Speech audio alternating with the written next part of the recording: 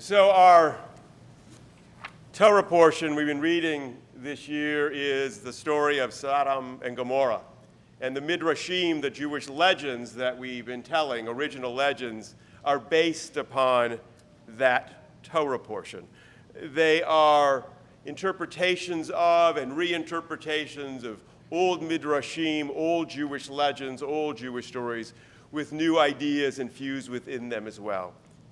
This story, this Midrash, speaks about Abraham. For Abraham couldn't believe the stories he was hearing, but he kept on hearing them. The tales of a city that was collapsing from within. Abraham was compelled to find out for himself if the reports were true. Could it be, he wondered? Could a town be so corrupt? Could its inhabitants be so cruel, so uncaring, that at any moment the tranquility would erupt into flames? This was more than just a passing concern for Abraham. He had relatives there, friends there he cared about. He thought that if he went and if the reports were accurate, perhaps he could effect some change. Perhaps he could, through his presence, through his efforts, he could make the people of Sodom and Gomorrah change their ways before it was too late. So Abraham journeyed there, certain that it wouldn't be as bad as he had been led to believe. No place could be that corrupt. And besides, Sodom and Gomorrah was once a prosperous town, a place where the poor could find aid and the elderly were cared for. Surely, if people saw the error of their ways, if they saw how their actions were allowing this once vibrant community to perish, they would change and they would act. But Abraham was not naive either.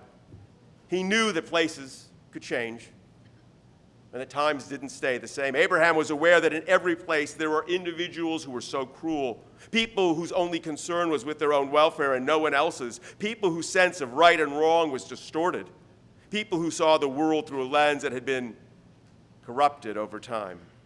And he knew that when fear overtook a community, it could change quickly. From hospitality to the stranger, to suspicion, from concern for one's neighbor to questioning those who appear different. Abraham knew that even good people, when overtaken with fear, allow their voices to go silent. But Abraham also believed or hoped that even in the most difficult of times, that there were always people of justice, people of compassion, people who would stand up when something was wrong. People in the face of their own fears had the conviction to do and to be counted on. Abraham believed that if he could find these people of goodwill, if he could bring them together, then he could return Sodom and Gomorrah to the place it had once been. And that size town, such as Sodom and Gomorrah, small town, it wouldn't take many. If he could just find 50 people of justice and of peace, he thought, if I could bring them together, that they work together, we could stem the downward spiral that engulfed Sodom and Gomorrah. I know the city could be saved, he thought. Abraham understood that it didn't take many to change the course that Sodom was on. If the people of goodwill gathered together and raised their voices as one, much could be accomplished. But when many are silent and hide behind the doors of their homes, then distrust can reign and evil triumphs. And this was Abraham's greatest fear. It was dusk when Abraham entered the city. Long shadows were creeping along the streets. And as he walked, Abraham found that he was alone. The streets that were once full of people were now empty. Yet Abraham sensed that he was being watched.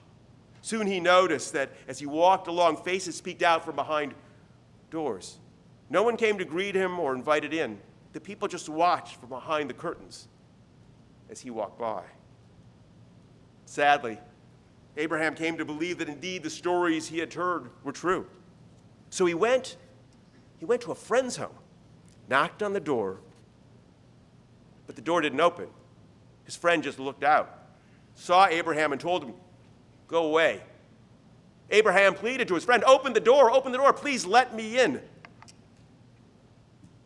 But to no avail. His friend was scared.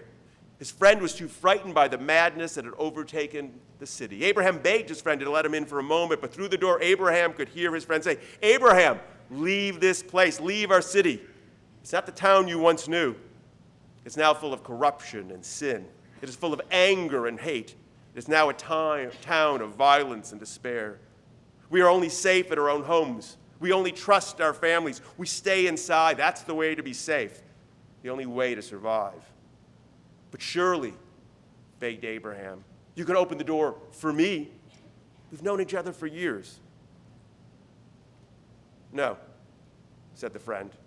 "Here, even old friends can no longer be trusted. Leave this place if you want to survive." Abraham couldn't fathom what had occurred, but he was coming to realize that he was not going to be able to find a few good people who might be able to change the path that Sodom and Gomorrah was now on. All Abraham could do now was go to his cousin's home to see if he could persuade his cousin Lot to leave, and leave quickly before it was too late, before Sodom and Gomorrah would erupt in flames.